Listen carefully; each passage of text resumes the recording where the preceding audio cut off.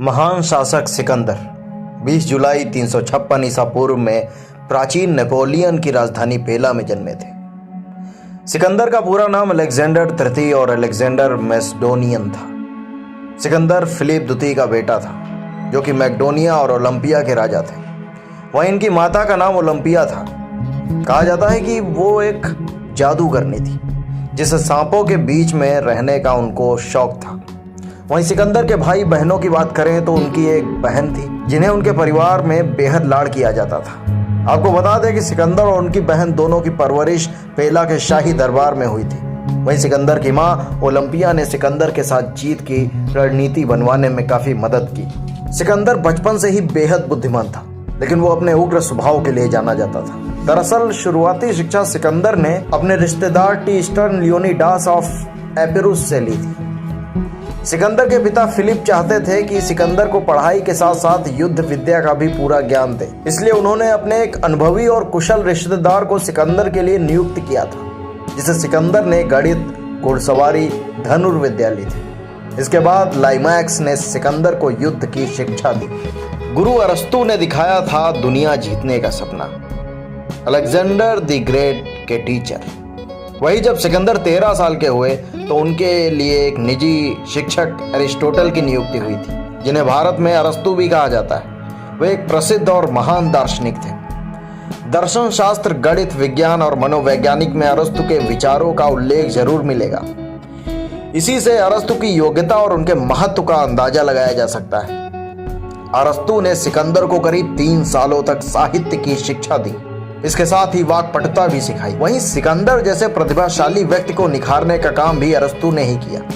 वहीं कई इतिहासकार तो मानते हैं कि उनके गुरु अरस्तु ने ही सिकंदर के मन में पूरी दुनिया को जीतने का सपना दिखाया था, क्योंकि अरस्तु के मार्गदर्शन से भी सिकंदर योग्य होता चला गया था और उसमें दुनिया को जीतने का आत्मविश्वास बढ़ गया था।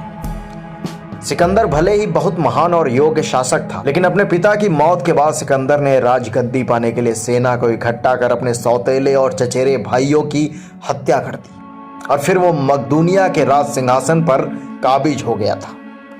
इतिहास में इस बात का भी जिक्र किया गया है कि अपने बेटे को सत्ता के सिंहासन पर बैठाने के लिए ओलंपिया ने अपने सौतेले बेटे को मारने की मद्द की थी। इसके साथ ही उसने अपनी सौतेली बेटी को मार दिया था। अपनी सौतन क्लियोपेट्रा को आत्महत्या करने पर मजबूर कर दिया था। सम्राट के रूप में सिकंदर ने मकदूनिया के आसपास के राज्यों को जीतना शुरू कर दिया था। उसने सबसे पहले यूनान के रास्ते में अपनी जीत दर्ज करवाई और फिर वो एशिया माइनर की तरफ बढ़ा।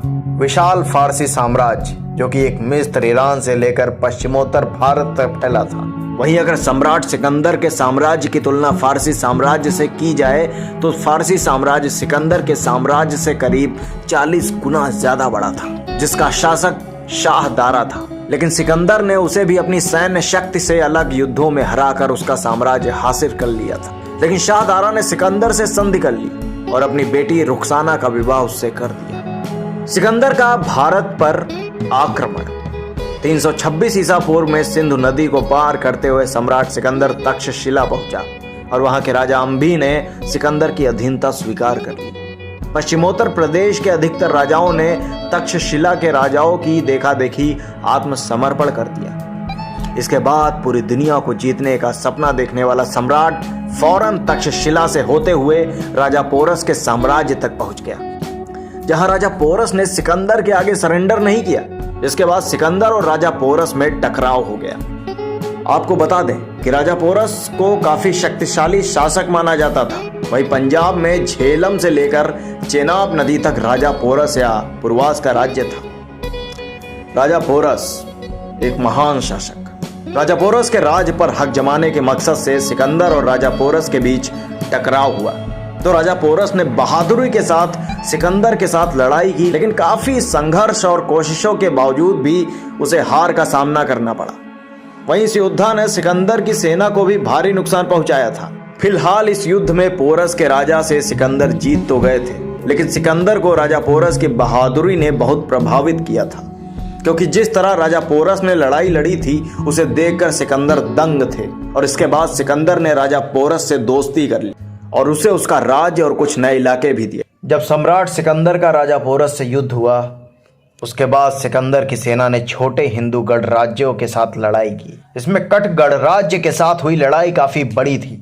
आपको बता दें कि कट जाति के लोग अपने साहस के लिए जाने जाते हैं। वहीं कठों से युद्ध लड़ने के बाद सिकंदर की सेना व्यास नदी तक ही पहुंच पाई थी कि उसने आगे बढ़ने से मना कर दिया। दरअसल व्यास नदी के पार नंदवंशी के राजा के पास 20,000 घुड़सवार सैनिक, 2 लाख पैदल सैनिक, 2004 घोड़े वाले रथ और करीब 6,000 हाथी थे, जिससे सिकंदर की सेना घबरा गई और फिर नंदों से टक्कर होने का एहसास कर सिकंदर के सेना के हौसले पस्त पड़ गए। वैसे तो सिकंदर पूरे भारत पर ही विजय पाना चाहता था, लेकिन उसे अपनी सैनिकों की मर्जी की वजह से व्यास नदी से ही वापस लौटना पड़ा था। वहीं वापस जाते वक्त उसे मालवा और क्षुद्रक आदि कई वीर हिंदू गणराज्यों से संगठित विरोध का सामना करना पड़ा था, क्योंकि सिकंदर की योजना जाते जाते भी इनके क्षेत्रों को जीतने की थी। वहीं यह भी माना जाता है कि इन सभी गणराज्यों को एक साथ लाने में आचार्य चाणक्य का ही बहुत बड़ा योगदान था। इस सभी गणराज्यों ने सिकंदर को काफी नुकसान भी पहुंचाया था, जिससे सिकंदर की सेना बेहद डर गई थी। सिकंदर की मृत्यु। पूरी दुनिया पर शासन करने का सपना संजोने वाले सम्राट सिकंदर जब 323 ईसा पूर्व में बेबीलोन पहुंचे तो वे पूरी तरह बीमार पड़ गए। वो मलेरिया के चपेट में आ गए और फिर 33 साल की उम्र में 323 ईसा पूर्व में उन्होंने दम तोड़ दिया। सिकंदर की अंतिम इच्छा। वहीं सिकंदर की मौत के बाद जब उसके पार्थिव शरीर को ले जाया जा रहा था तो उसके दोनों हाथों को कफन नहीं उड़ाया गया था, अर्थात उसके दोनों हाथ लटक रहे थे, क्योंकि सिकंदर चाहता था कि उसके दोनों हाथ अर्थी के बाहर रहें ताकि सारी दुनिया देख सके कि उसके हाथ खाली हैं। अर्थात जिसने दुनिया जीत ली और जिसने अपनी मुट्ठी में सब कुछ भर लिया और जाते वक्त उसके हाथ भी खाली थे।